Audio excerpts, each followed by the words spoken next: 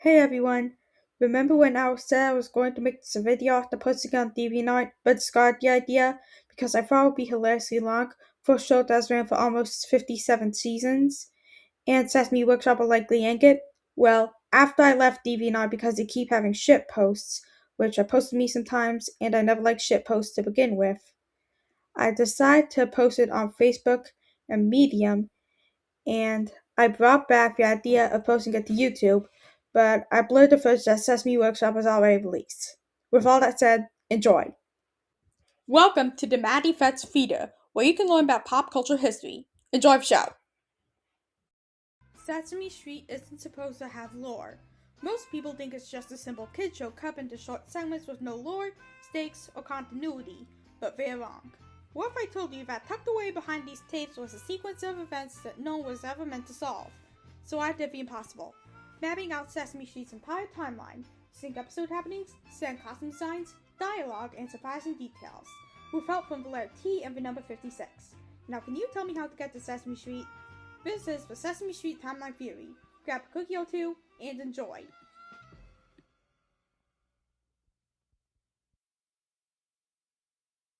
The one that started it all, the sales film with Kermit and Rolf coming up with a concept and name for the show, takes place in early 1968, and the 5 test pilots with Garrett Saunders as scoring takes place that summer, followed by the first season of the series, which takes place in the back half of the 1969 to 1970 school season, which has an episode which celebrates the first Earth Day. This can explain the first episode, which reveals Sally is a new student in Gordon's class. Speaking of Gordon, he grew a beard as 2 years passed, which can explain why he looks different in the first 3 seasons than he did in the test pilots. It all tops off with an episode celebrating Oscar's birthday, which is on June 1st. After the last episode of Season 1, Oscar took a vacation to Swamp Mushy Muddy and changed his fur from orange to green, while an arbor area was added to the street, which leads to Season 2, which takes place in summer of 1970, picking up where Season 1 left off. After the pet shop is converted into the library and eventually the Ellie and Art Fixture Shop, Season 3 takes place from summer to winter 1971, which can explain the snow story arc this season has. The show's first, and snow usually takes place in winter, Snuffy's birthday, which is on August 19th, and the measles vaccination episode. For my research, there was a large one in September and October 1962 in New York City.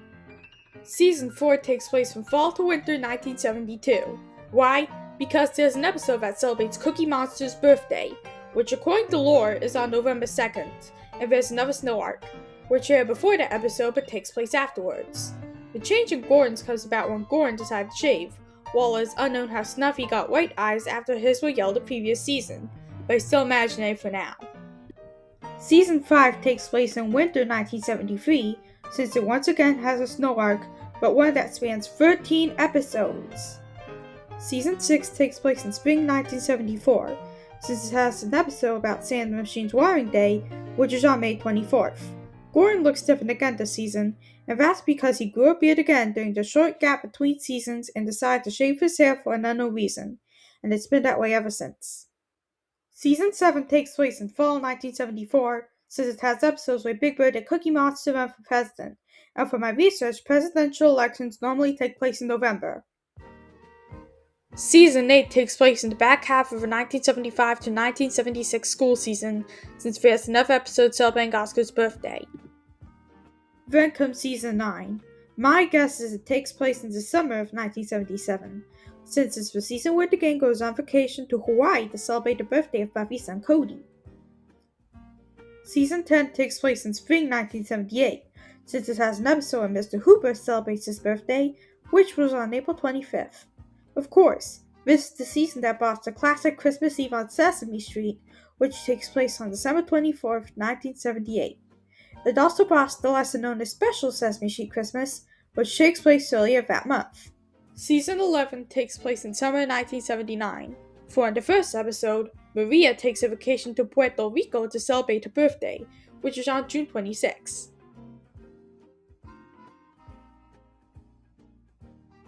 Our first season in the new decade is Season 12. This season has Big Bird visiting school, and another episode of Oscar celebrating his birthday, so it takes place in the back half of the 1980 to 1981 school season. Before this season, Sesame Street Live goes on tour. Some of these shows have given in-universe explanations. They're concerts about the Sesame Street gang, and I'm guessing they take place inside the Sesame Street universe because they can events like Big Bird's birthday in the first show, Case of the Missing Vera Avis. Does this mean they exist in our world? Season 13 has yet another snow arc, so it takes place in winter 1981. Season 14 takes place in summer of 1982, and that starts with Big Bird attending Camp Echo Rock. Big Bird in China and Don't Need the Pictures take place at the same time. Season 15 takes place in fall to winter 1982. It's the season that gave us Mr. Hooper's death, and Will Lee died on December 7, 1982. But before that, in Universe Story that is, Louise celebrates his birthday, which was on November 14. Follow That Bird takes place in summer 1983. It literally screams summer. And season 16 takes place that fall, since it has an episode where Telly celebrates his birthday, which is on September 29.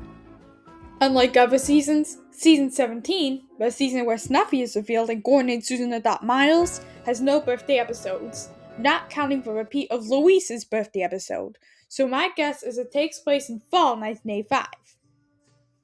Season 18 has an episode where Miles celebrates his birthday and Gordon takes his science class, including Gina in her first appearance, on a field trip to the roof of 123 Sesame Street.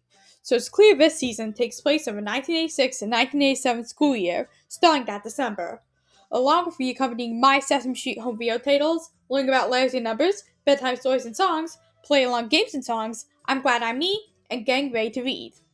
Season 19 obviously falls into fall 1987, since it has an episode where Slimy celebrates his birthday, which is on September 19, and another episode about Louise's birthday.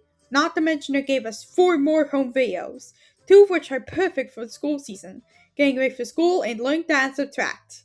Big Bird's favorite party games also takes place in season 19 since it has that season set, as for numbers 6 and 5 were moved from the walls of the carriage house in the next.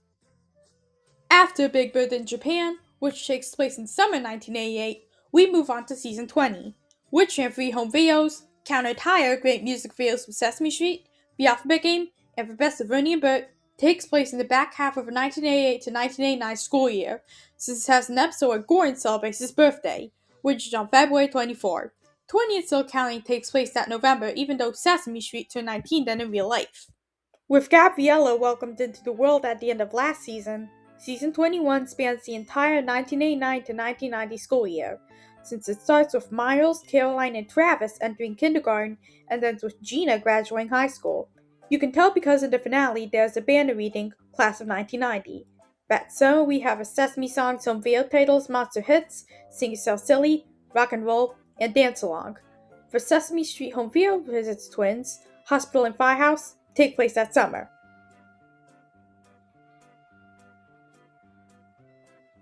Our first season in the 90s and without Jim Henson, Season 22 takes place from fall 1990 to spring 1991, since it gave us Big Bird's birthday or Let Me Eat Cake, and his birthday is on March 20th, which is also the first day of the season and the birthday of his PBS co-star he crossed over with twice, Fred Rogers.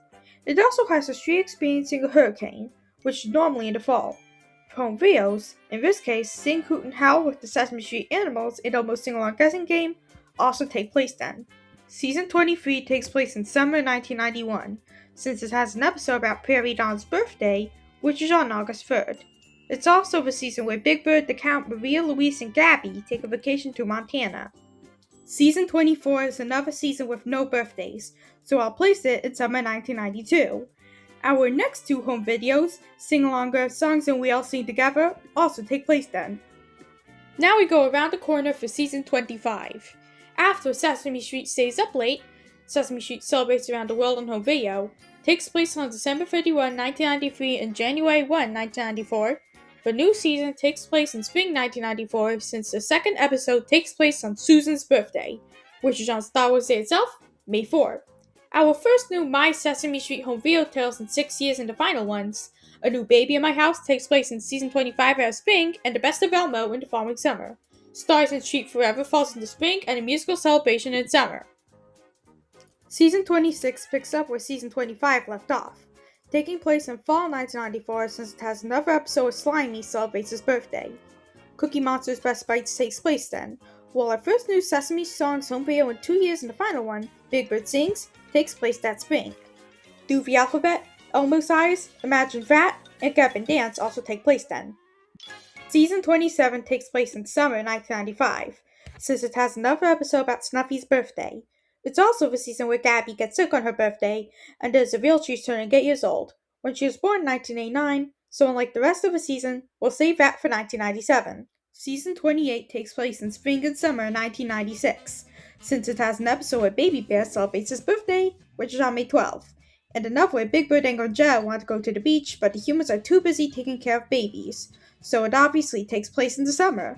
The Kids Guide to Life trilogy takes place in season 28, while 1, 2, 3 Count With Me takes place in summer, Elmo Says Boo in October, since if it doesn't scream Halloween, I don't know what does, and Elmo Says Christmas happens from December 24th to 25th. Season 29 takes place in fall 1997, especially since it's the season where Slimy treks on a voyage to the moon and there's an episode where he celebrates his birthday there. Even though it's meant to be a 30th anniversary special, Elmo Palooza also takes place then.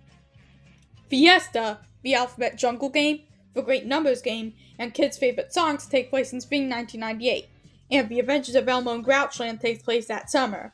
Afterwards, the street is renovated after the doors of 1, 2, 3 were briefly read, and it won't be the last time, and that means Around the Corner is gone, off screen that is, except the subway station remains, except now it's at the Fix-It Shop, so either it moves location or coexists with the subway station around the corner.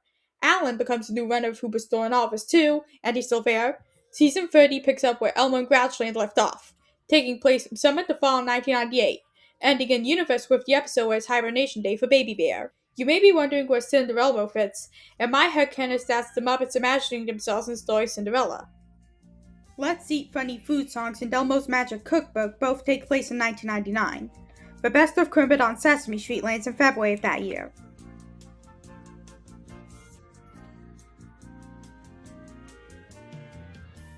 Season 31 takes place in the back half of the 1999 to 2000 school year, since it has yet another episode where Oscar celebrates his birthday. Let's Make Music takes place then. Season 32 takes place from spring to late fall 2001, since it opens with another episode about Baby Bear's birthday and ends with another hurricane and a 5-parter. Kids' Favorite Songs 2 and Elmo's Musical Adventure also take place then. After The Doors Are Painted Red Again and Play With Me Sesame takes place in the meantime in spring, even though it was filmed in front of a green screen, we have Season 33. There are also no birthday episodes, so my guess this season takes place in summer 2002, since it has an episode 2 where Oscar goes on vacation. Season 34 takes place in spring and summer 2003, since it's the season where Curly Bear is born on May 9th, 3 days before her brother's birthday, and Bert celebrates his birthday, which is on July 25th. After Season 34, we reach a video that can't dodge us. A Magical Halloween Adventure is on Halloween, so October 31st, 2003. A Celebration of Me, Grover takes place in February 2004. Season 35 also has no birthday episodes, so my guess is it takes place in summer to fall 2004. It's also the season that has a continuity error. In the episode where Elmo forms a singing quartet with 3 generations of Robinson men, Gordon explains that he, Bob, and Luis formed a rock band in the 1970s called the Electric Three, as teenagers, when they were clearly full-grown adults then. Someone said on Muppet Central, my headcanon is they just got high one night, so that could be what happened. Also, the set gets some minor changes, one of which is that the doors are back to green, and they've been that way ever since. What's the Name of That song takes place in summer 2004 since it has a summery vibe going for it with human characters' wardrobe. Happy Healthy Monsters takes place in summer 2005, leading to season 36, which takes place in fall 2005. Elmo's Potty Time takes place in season 36 and it's a terrible video. We move on to season 37, which takes place at the end of the 2005 to 2006 school year and throughout summer 2006, because it shows characters traveling and Abby moving through the street, and she's also still on the show. It's the season where Gina travels to Guatemala to adopt Marco, and ends with Oscar going on a road trip. This is also the season that has an episode where Miles and Gabby graduate high school together, which is another continuity error, in that these two were born 5 years apart from one another, and Noah Darden has this headcanon. Gabby was a prodigy for the first few years of her life, and was able to catch up to Miles at his level of education. But in that episode, they show a flashback of these two's first day of kindergarten, so my bet is that Miles was held back, which is unfortunate, since this is supposed to be a friendly street in the world. On the right side, another Sesame Street mystery solved. There comes a change in set this season in that Maria and Louise have inexplicably closed the mail shop, which opened in season 53, and reopened the fiction shop in its place. A theory on TV tropes explains a possible reason why. Since the turn of the millennium, Maria and Louise have heard the stigma that mom and pop shops were passé and being phased out. That, combined with growing sick of only fisting toasters, they decided to catch up with the times, close down the fiction shop, and open the mail shop. But what was the problem? Well, since all of Sesame Street seems to be technologically based, they weren't aware that the general public doesn't use postal services as much as they used to. What with email, instant messaging, texting, etc. Because of this, they saw that they were actually losing money using the mail shop, and realizing that they had a pretty good thing with the fiction shop and actually missed fixing toasters. They closed the mail shop and reopened the fiction shop. Unfortunately, by then, the damage had been done. With the fiction shop gone, customers in need of repairs had to find other places, and as such, Maria and Louise lost Lotte Salente, which means that they lost even more money. So they sold their unit to Leela so she could open up her laundromat, and Maria and Louise decided to just go ahead and retire since they're probably that age already anyway. But we're not there yet. Season 37 ends in the universe with the episode where Abby has her first day of school with Mrs. Goose, played by Shirley Jones. Now we have Season 38, which takes place in fall 2006 because of the dead leaves on the ground of a set. Elmo's Christmas Countdown takes place that December. Season 39 takes place in spring 2007, since it's the third season to celebrate Baby Bear's birthday. Leela opens her laundromat where the fiction shop used to be, and according to the book 4 Years of Life on the Street, the fiction shop moved to a different location. While the carriage house, which really has the garage, Olivia's photography studio, Hiroshi's art studio, and Gina's veterinary clinic, now houses Charlie's Auto Repair, presumably a subsidiary of Charlie's restaurant where Grover serves as waiter. So my headcanon is like Maria and Louise, Gina moved to a different location. Elmo and Abby's birthday fun in Abby and Wonderland also take place then. Season 40 takes place in spring to fall 2008. You get one of the best clues in the episode where Baby Bear and his family try to hibernate. For in that episode, Chris explains it's November. Being Green and Bedtime with Elmo take place then.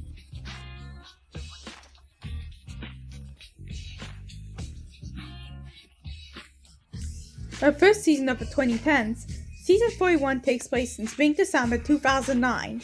In fact, there's an episode about a rainy day. As I said in my Blue's Clues timeline theory, rain happens in all 4 seasons, but there is a saying that goes, April showers bring May flowers.